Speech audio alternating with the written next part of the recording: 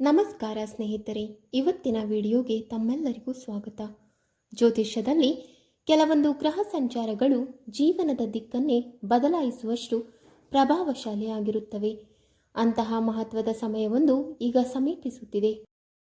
ನ್ಯಾಯದ ದೇವರು ಎಂದು ಕರೆಯಲ್ಪಡುವ ಶನಿ ದೇವರು ಈಗ ಶಕ್ತಿಶಾಲಿ ಉತ್ತರ ಭಾದ್ರಪದ ನಕ್ಷತ್ರಕ್ಕೆ ಪ್ರವೇಶ ಮಾಡುತ್ತಿರುವ ಮಹತ್ವದ ಸಮಯ ಇದು. ಈ ಸಂಚಾರವು ವಿಶೇಷವಾಗಿ ಮಕರ ರಾಶಿಯ ಜನರ ಜೀವನದಲ್ಲಿ ದೊಡ್ಡ ಬದಲಾವಣೆಗಳನ್ನು ತರಲಿದೆ ಎಂದು ಜ್ಯೋತಿಷ್ಯ ಶಾಸ್ತ್ರ ಹೇಳುತ್ತದೆ.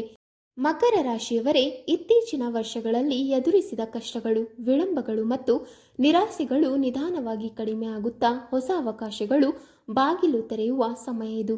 ಈ ಗ್ರಹ ಸಂಚಾರದ ಪರಿಣಾಮವಾಗಿ ಮಕರ ರಾಶಿಯವರ ಜೀವನದಲ್ಲಿ ನಿಧಾನವಾಗಿ ಆದರೆ ದೃಢವಾದ ಬದಲಾವಣೆಗಳು ಕಾಣಿಸಿಕೊಳ್ಳಲಾರಂಭಿಸುತ್ತವೆ. ಬಹಳ ದಿನಗಳಿಂದ ಅಡಕವಾಗಿದ್ದ ಕೆಲಸಗಳು ಮತ್ತೆ ಚಲನೆ ಪಡೆಯಬಹುದು.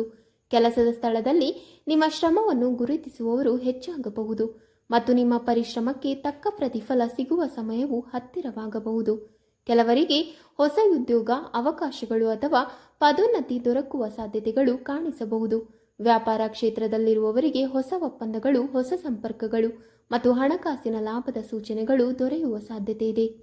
ಜ್ಯೋತಿಷ್ಯ ಶಾಸ್ತ್ರದಲ್ಲಿ ಶನಿ ದೇವರನ್ನು ಕರ್ಮಫಲದಾತ ಎಂದು ಕರೆಯುತ್ತಾರೆ.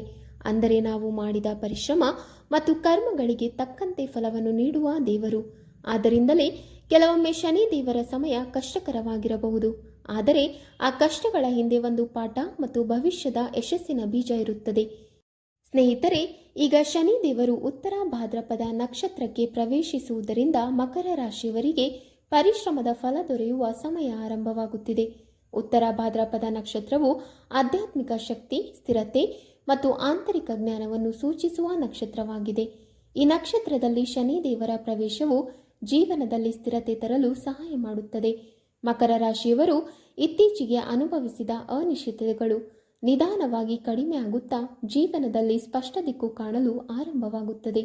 ಈ ಅವಧಿಯಲ್ಲಿ ಮನಸ್ಸಿನ ಆತ್ಮವಿಶ್ವಾಸ ಹೆಚ್ಚಾಗುತ್ತದೆ ಮತ್ತು ತೆಗೆದುಕೊಳ್ಳುವ ಪ್ರತಿಯೊಂದು ನಿರ್ಧಾರಗಳಲ್ಲಿ ಹೆಚ್ಚು ಪರಿಪಕ್ವತೆ ಕಾಣಬಹುದು.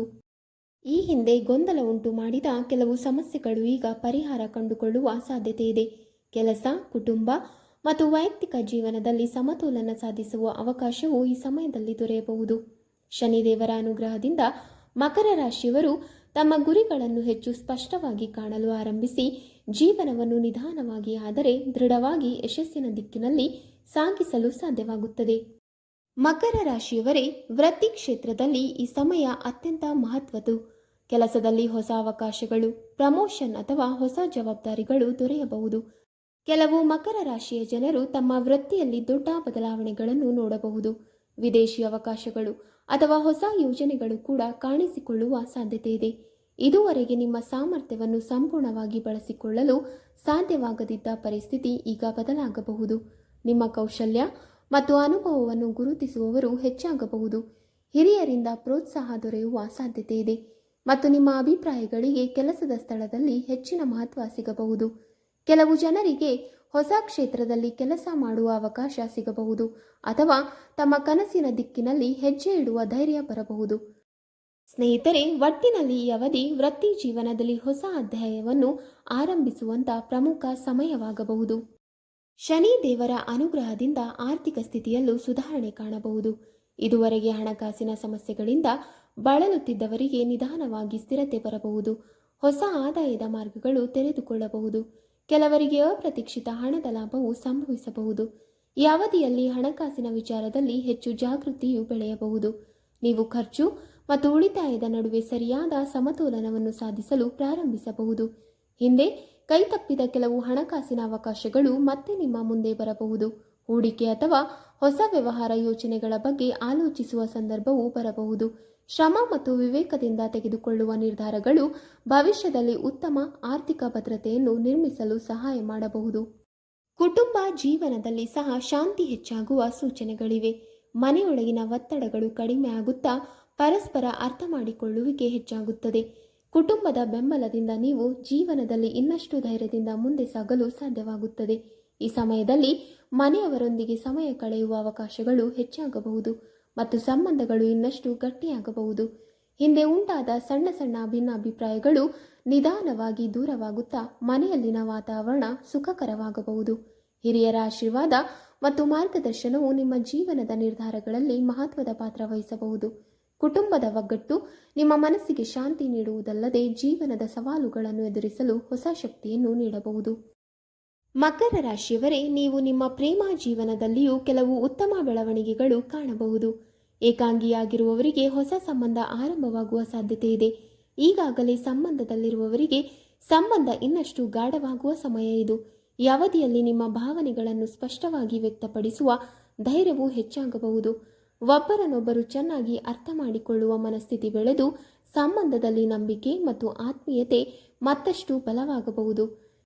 ಕೆಲವರಿಗೆ ದೀರ್ಘಕಾಲದಿಂದ ಕಾಯುತ್ತಿದ್ದ ಪ್ರೀತಿಯ ಪ್ರಸ್ತಾವನೆ ಸಕಾರಾತ್ಮಕವಾಗಿ ಮುಂದುವರಿಯುವ ಸಾಧ್ಯತೆ ಇದೆ. ಜೊತೆಗೆ ಪರಸ್ಪರ ಗೌರವ ಮತ್ತು ಸಹಕಾರದ ಮೂಲಕ ಪ್ರೇಮ ಸಂಬಂಧದಲ್ಲಿ ಸ್ಥಿರತೆ ಮತ್ತು ಸಂತೋಷವನ್ನು ಅನುಭವಿಸುವ ಸಂದರ್ಭವೂ ಎದುರಾಗಬಹುದು.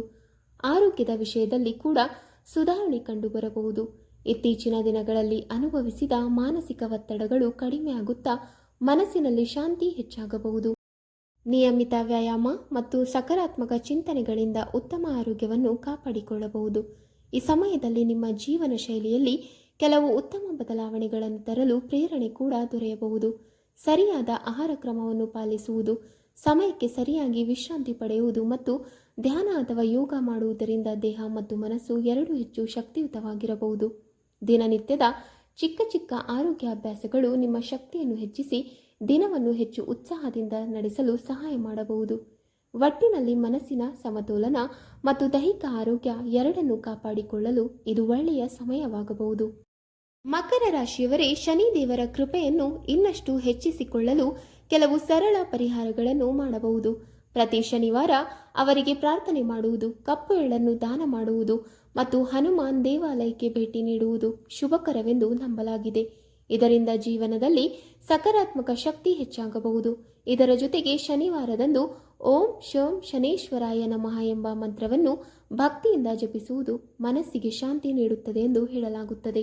ಅಗತ್ಯವಿರುವವರಿಗೆ ಸಹಾಯ ಮಾಡುವುದು, ಹಿರಿಯರನ್ನು ಗೌರವಿಸುವುದು ಮತ್ತು ಸತ್ಯಸಂಧತೆಯಿಂದ ಜೀವನ ನಡೆಸುವುದು ಕೂಡ ಶನಿದೇವರನ್ನು ಪ್ರಸನ್ನಗೊಳಿಸುವ ಮಾರ್ಗಗಳೆಂದು ಪರಿಗಣಿಸಲಾಗಿದೆ.